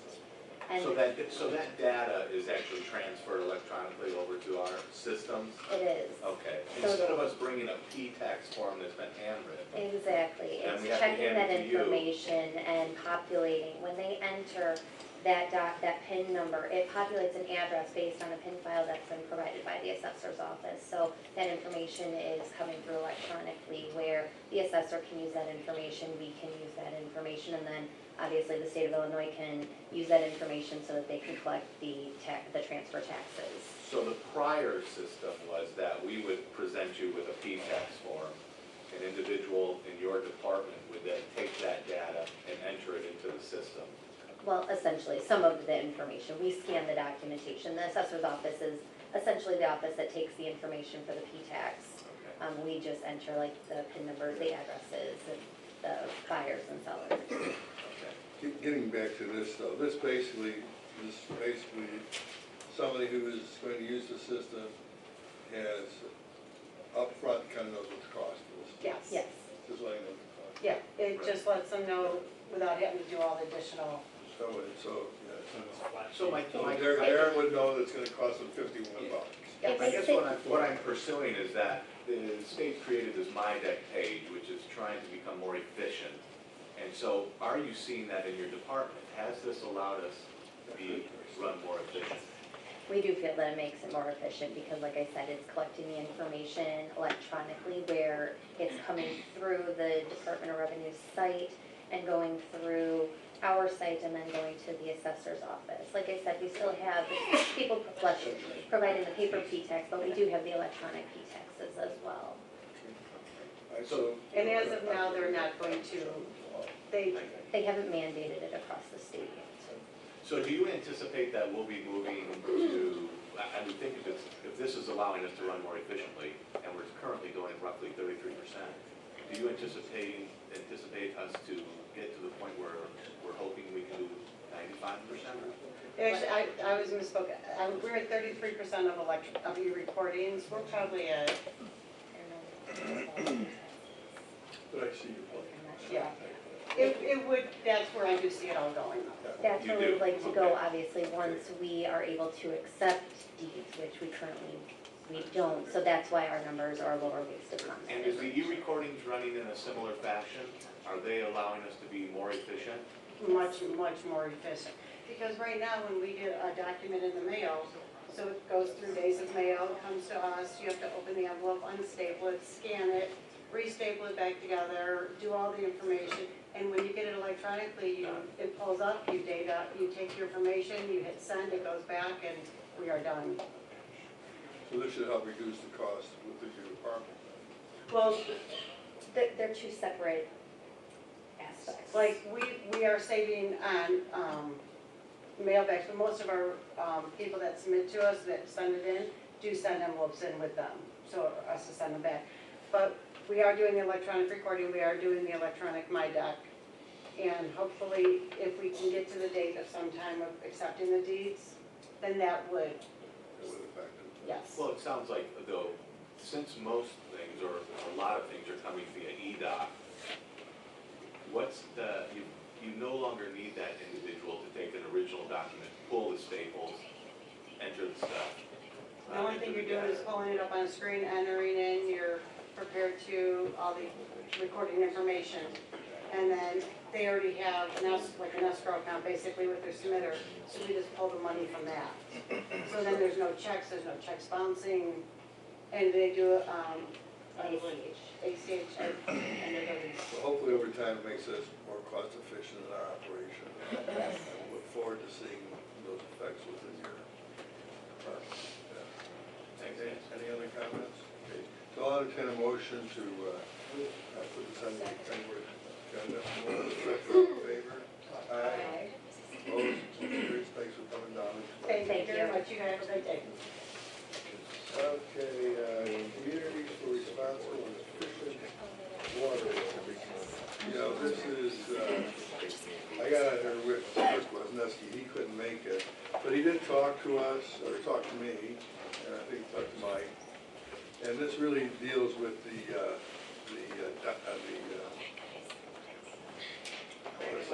locks, thank you, the Brandon locks, and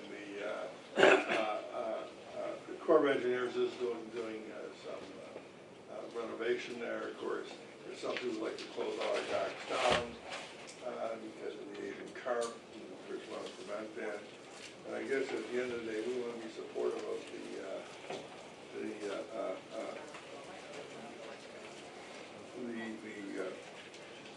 modernization of those locks, right? So that's really what this is.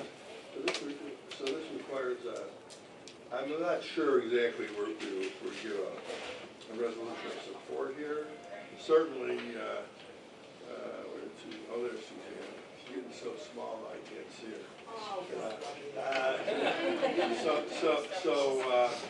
We really probably, Suzanne, I meant to mention this at your legislative committee. We probably should make this a legislative initiative, both on the state and federal level. Our waterways are extremely important. We want to modernize. You know, the Brandon locks, I guess it's just a matter of time before they fail. So, but they are important to us. We do use them. A lot of barge traffic comes down, and you know, we need to probably put more emphasis on our waterways than we have. You know, it's always been a mention, but we probably should focus on a little bit more. Nick, did you want to? I believe there was a request, and I don't see, I was just checking to see if it was attached. There was a formal, I think, request and for like us to join this group and I think make a nominal contribution, like $5,000 maybe or something like that. That's right. So, but, I know you're right, I just couldn't, yeah, I mean, I may not be 100% accurate, but it well, was. no, you're right.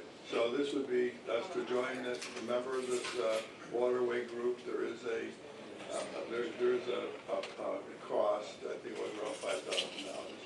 Certainly money well spent, I believe. So I'll make a motion to that, I'll entertain a motion to that effect. I'll make a motion. Motion, second, all in favor? Aye, opposed? And of course, that would look to the full county board. You can maybe ask,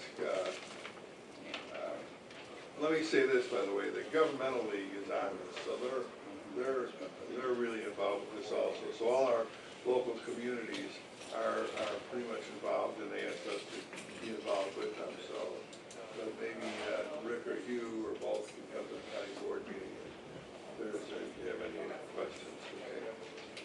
Okay.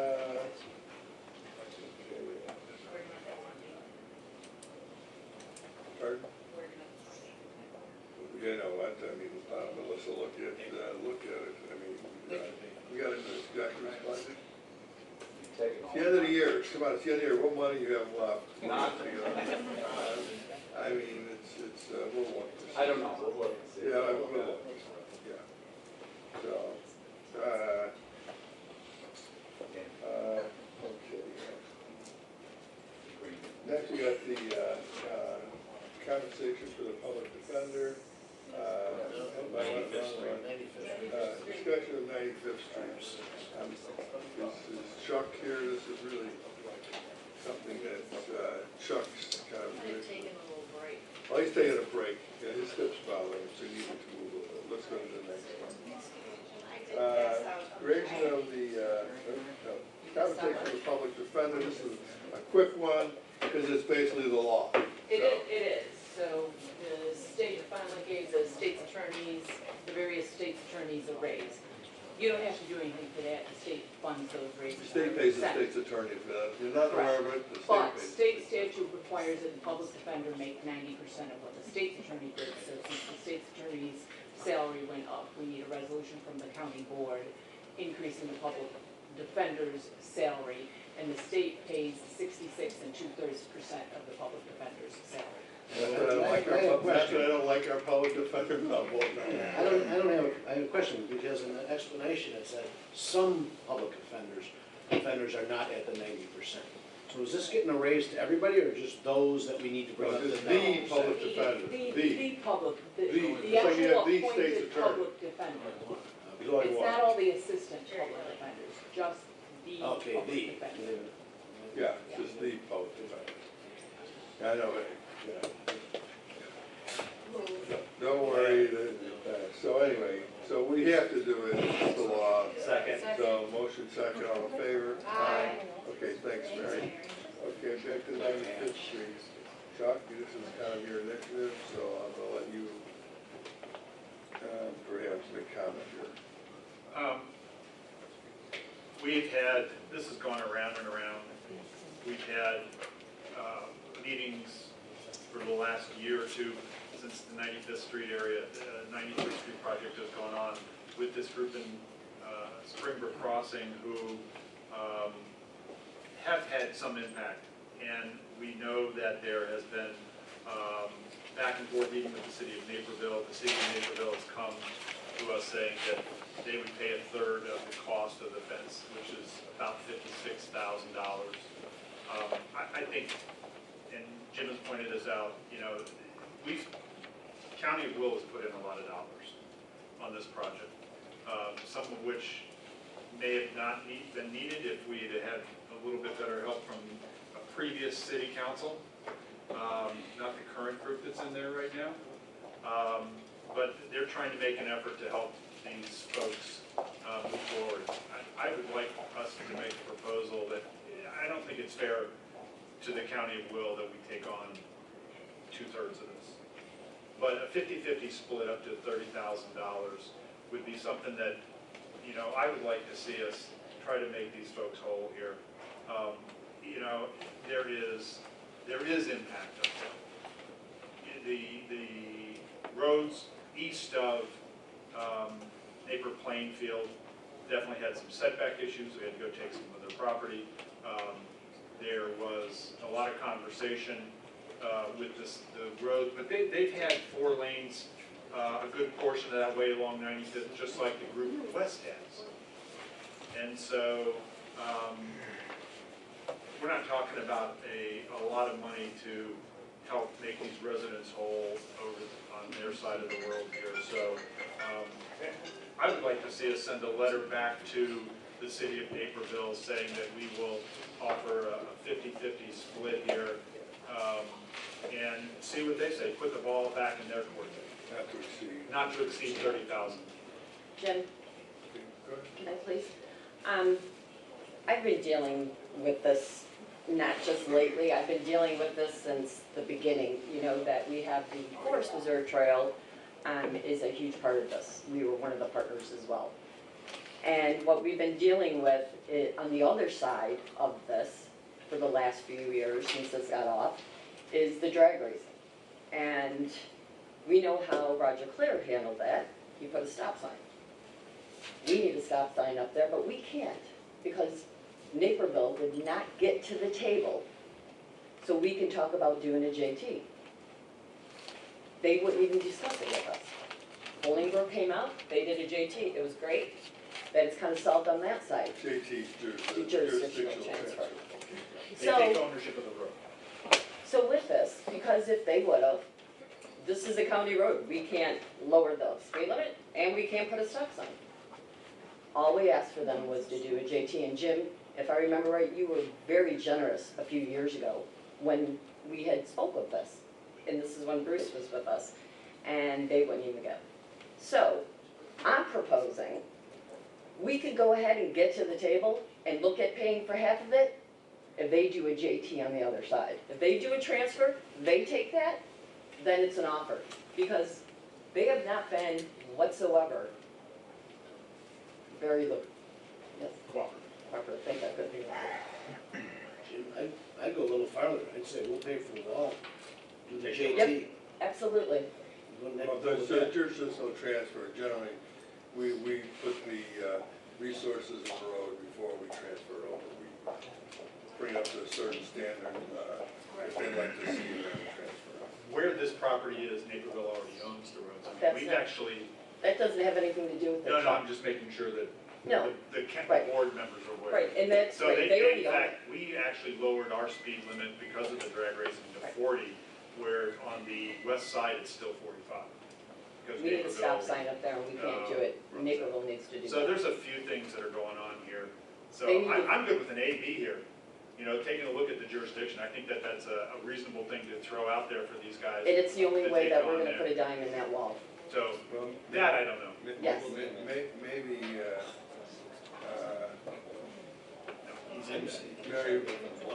They take over the road. maybe what we would do first We'll pay is, for it all.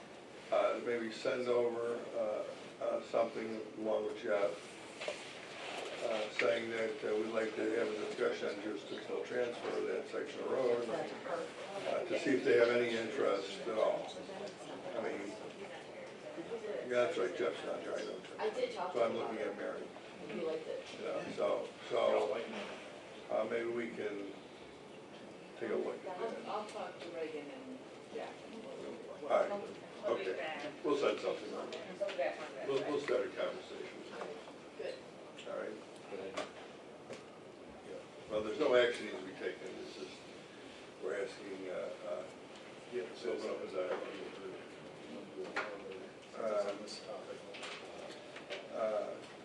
Well, John and I hold public comment at the end, but if there's somebody who wants to speak to this, you know, this issue, they can come up. Understand, I'll hold it to about 4 minutes. Yes, instead of public hearing, if you want to come up and speak now. Come on, cool. Thank you so much. Now, if you can keep your comments about 4 or 5 minutes. Or less. Or less. 4 or 5 minutes or less? Give her 2 to 3, let's start there. Okay, tell you what, I'll give you all 4 or 5 if you could actually dumb down what you just said. Okay, can I take a shot at this? One of the things that these guys want to do is, we own the road east of Naper Plainfield, 95th Street. Yep. We want the city of Naperville to take that road over and own it, rather than us go in there and send a plow for that one section of the road and take care of it, that they would actually make that the city of Naperville road. If they do that, we would then take on the responsibility of putting up the entire wall along your neighborhood. Any screening they would ask for. Yeah, all that stuff. So all they need to do is come and plow snow for you? No, they have to actually intergovernmental agreement saying that they're willing to take over the road. no And longer they've done this with us before. They've done this with us before. We've had other roads that they've taken over Bolingbrook took the other jurisdiction. side. We would still own the bridge, and I think take the maintenance on the bridge is what we were saying. And we would hold on to We would hold on to maintenance of the bridge, but we would give them the road. I have one more question. What stop sign are you talking about? Okay, so, I knew you were gonna ask that. Right up on top, it's that, not knock nose, because that's gonna be a light, they're actually turning that into a light. It's gonna be the one on top of there that goes into Kinlock. That's where all that, you know, they're doing 100 miles an hour. Oh, people wanted a stop Well, sign. I can tell you that your 100 miles an hour does not start at Kinlock.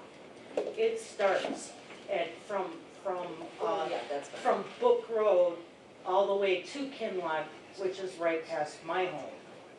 You got that, you got your light, which stops them. Okay, so let's, Yes, we do have a stoplight and we do have So he just people wanted that, to take it, so it won't be a county road, it'll be a city of Naperville. rather than you guys having conversation, this is really you. If you want to make comment, we have a lot about the 95th Street, whatever you want to make comment on. I know you're supportive of the fence. If you need clarification, jurisdictional transfers is where another government entity takes over the jurisdiction and responsibility for the road. This is something the county does frequently when there's roads that go through municipalities.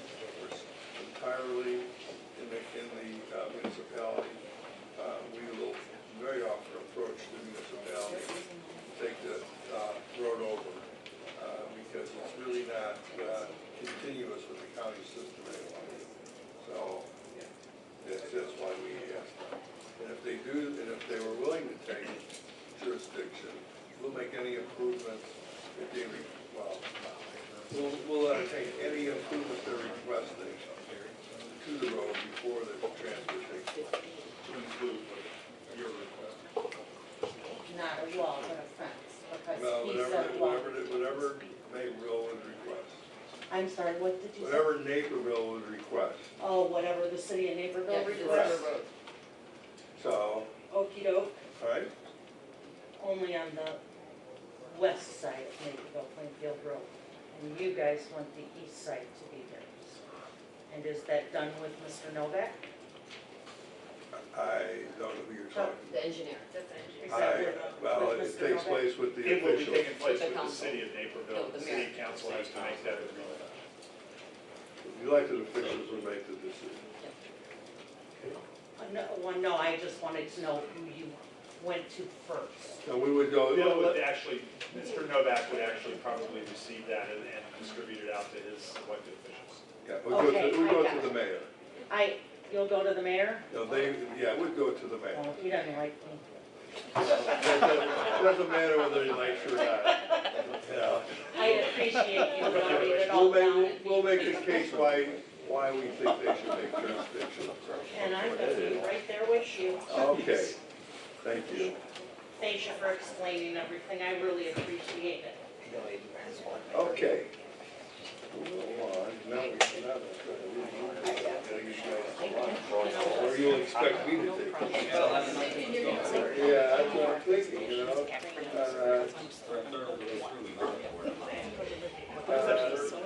Number 8, creation of a crane operator registration agreement. Kind of jumping the gun on this. This is an ordinance change, therefore requires a public hearing. So we'll look at setting a public hearing date next month. Mary, that's good? Okay, thank you. Hey, Jim, Goes on the advice of the state's I attorney. think there's a Scrivener's error in there. If you look under, be it further resolved, you got that? There's a lot, they'll read it, they'll fix it up. Got that big one? Yeah, they'll fix it up.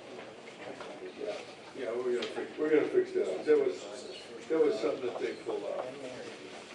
Okay, so moving along, authorize the agreement with the consultant for solar on county-owned land and businesses. And, who's gonna speak to this? Sam, do you want to? There it comes. I didn't know if Dave was here. I am. Oh, oh, hi. We're all here. No, I wasn't part of the valuation process, so please. Okay, so let me say this, here's your background. We interviewed, we ranked them, correct? This is, and so now we'll, the ranking went to the purchasing department, now we will solidify the ranking, correct? That's what we're doing here? Okay. You picked the top three, so we're asking for a resolution authorizing the county exec to begin the negotiations with that first-ranked company. And Okay. if that doesn't work, Move, they got a motion second, thank you. All in favor? Aye. Okay, authorizing agreement with the consultants, awarding bid for telecommunications time and material. Motion, move second, all in favor? Aye. Passes, awarding bid for, move second, all in favor? Aye. Opposed, motion carries. Renewing the contract with security guard, service at the adult probation workforce services at Sunny Hill Nursing Home. Move. Second, all in favor? Aye. Opposed, motion carries. Renewing contract for cleaning services for public safety complex. I have a question. Yes, so do I. Go ahead. Why do we need cleaning services? We have a maintenance crew there that didn't shift over like we thought they were, so what does the maintenance crew of the sheriff's department do? They're not cleaning the place. So, well, first off, my understanding is, that's the county's building. I know the sheriff operates it. Right? So I'm wondering why it's not part of our central maintenance period. It's a county building, it's not a sheriff's building. Even though the sheriff could be responsible for by statute, I gotta ask Mary this, that the sheriff would be responsible for the security and maintenance of the building. I know that's the case for the courthouse, but I don't know if that's the case for other buildings. Yeah, I'm not sure about the public safety building. You're right. He is responsible for the safety and maintenance of the courthouse. So there's, I don't know if that extends to this I building. think that statute anticipated all these offices. So you know what I'm gonna suggest here? I'd table this one, just so we get clarification. I don't wanna have to go back and forth and hammer it out here. Why we have contracted services, for this, and if their contract's up, just ask them to extend it out for a month.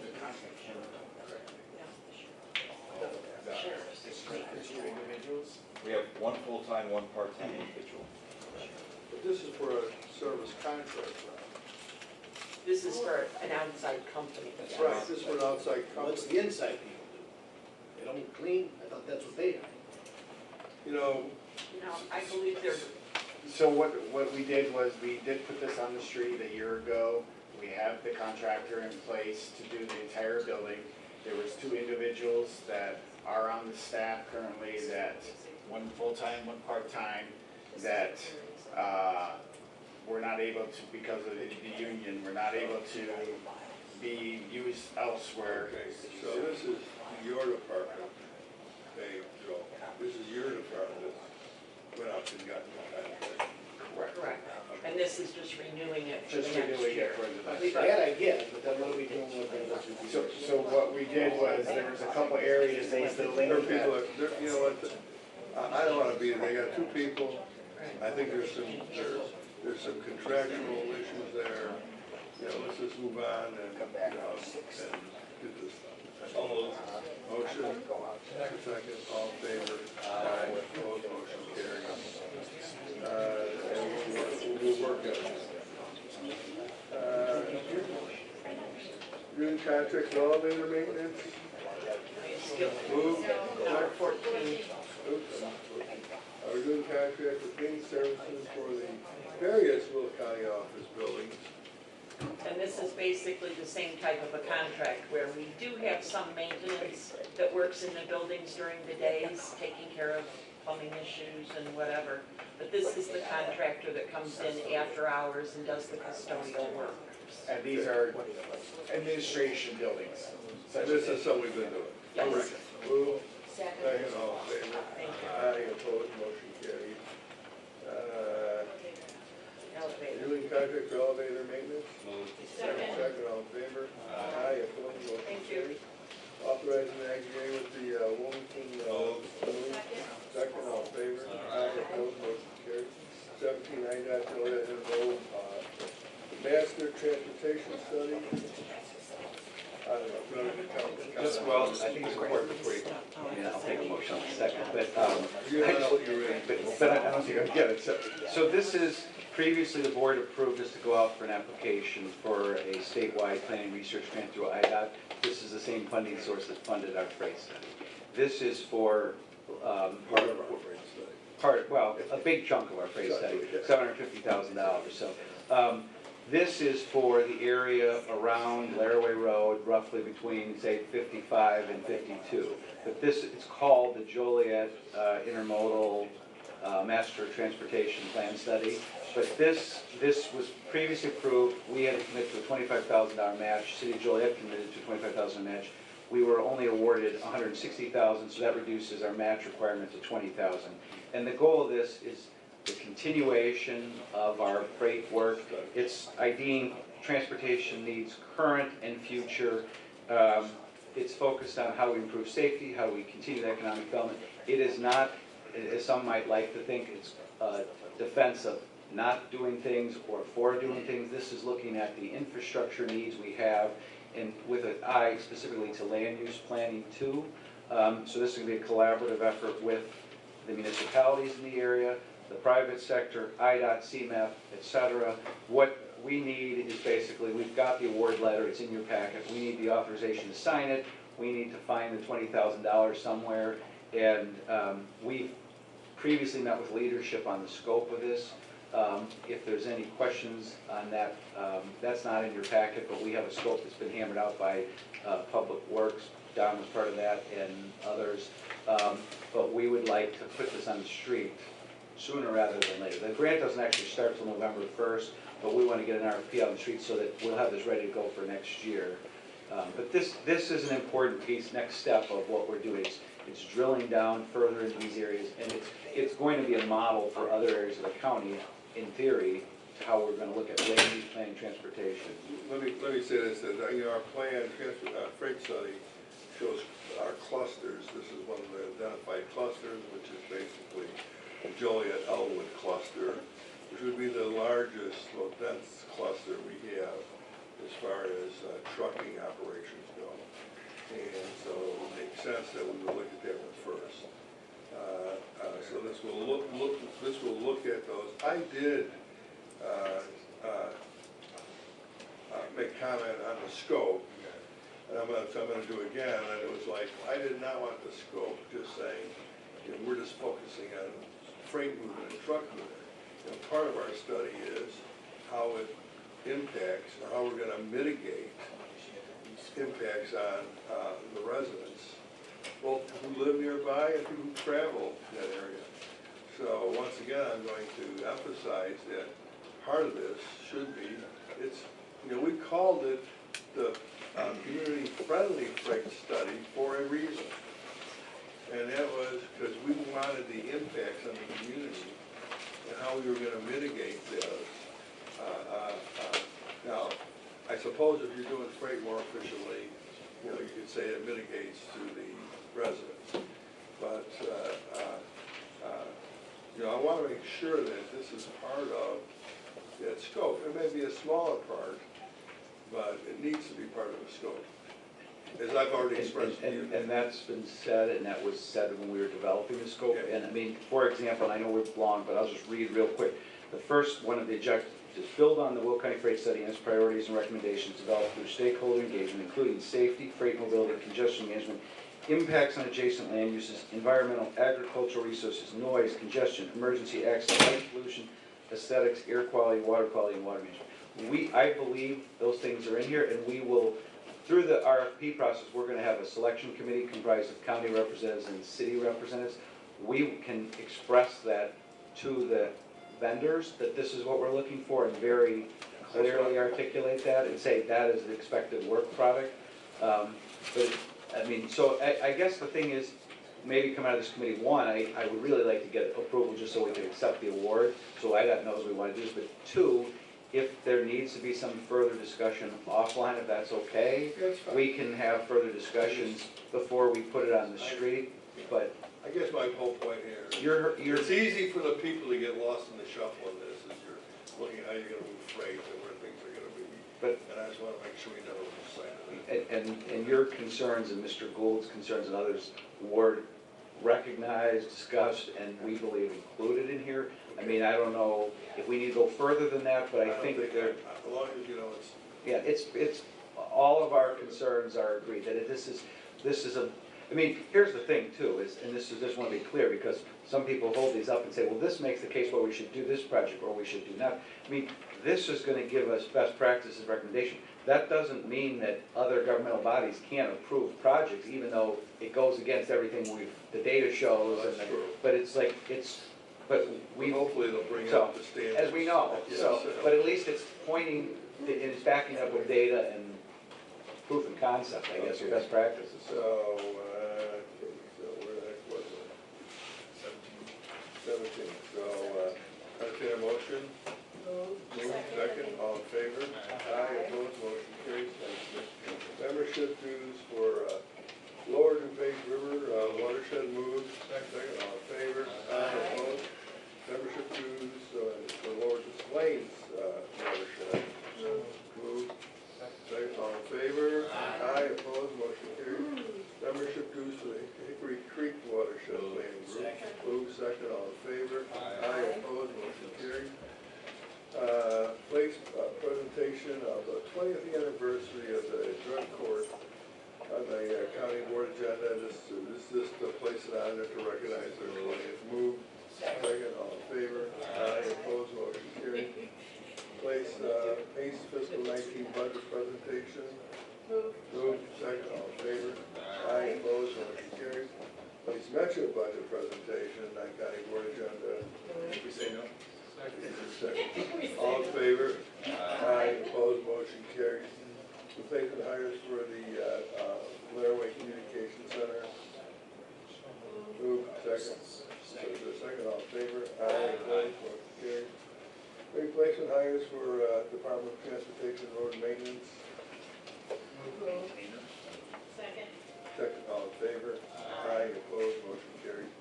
Proclamations, Chuck, is there anything on proclamations? Yeah, we're going to recognize October as Energy Action Month. We'll just do that at the desk. And we have Pat Klein retiring after 40 years. So we put a 37-year limit on. You have to work for us for over 37 years to be able to, so she made it. So we're good. Okay, so, okay, any questions about proclamations and appointments with the county executive? Is there a motion? Second. All in favor? Aye, opposed, motion carries. See, they haven't eaten now, their sugar levels are dropping, they're slowing out. So, okay, so, October 2018 appointments to boards and commissions. Second, all in favor? Aye, opposed, motion carries. There's no request for the state's attorney. We'll go through committees, hopefully quickly. Tom, land use committee, do you have anything, Tom? We've got 5 zoning cases and 2 resolutions. Any questions?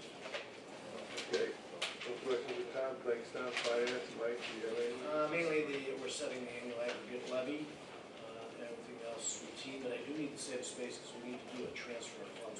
Make that motion. I'd like to make a motion to save a space for Second. transfer. Your motion, second, all in favor? Aye. Opposed, motion carries. Then we have Okay, any questions of, Mr. Long, Don, Public Works? Real short, lowering speed limit, and then, design engineering work with Wilmington Township Road District, that's it. Any questions for Don? Judicial, Darren left, was there? Karen asked me to tell everybody that we have authorizing county executive to renew a couple professional services. Okay. Public health and safety, Judy? Renewing contract for medical products, Sunny Hill. Okay. Any questions for Judy, legislative? Suzanne? Any questions for Suzanne? Okay. Capital improvements? Couple things, executing management labor agreements for a couple of those, one to amend the professional services. That's it. Executive committee, any questions from any on, pretty much just went over my whole. Okay, so any other questions for me? Okay. There is going to be a need for executive session both for labor negotiations and for intimate litigation. Maybe at this time, if there's any public comments, I can take them now. Any public comments? Please come to the Greentown elected officials breakfast if you haven't registered. Just send me an email and I'll get you registered. It's free, 7:30 to 8:30, a week from tomorrow. Yes. Where's it held? It's at the Sabor Restaurant at JJC. I know, I'm speaking of stuff. 7:30 in the morning. Did you get the memo? I don't do 7:30 I a.m. don't do 7:30 either, but we have Will County specialty 1 week. 26, 2 weeks. So, and that'll be at JJC Sabor Culinary? Restaurant. Yes. Over here on, Yep. Ottawa. Chicago Street, Yeah, thank you. sorry. We just have to let our specialty growers, because it's gonna be a locally sourced breakfast, know, so you can let me know by the end of the day on Monday. If you just wanna shoot me an email or text or call, I'm happy to register you. Okay. Thank you. Thank you.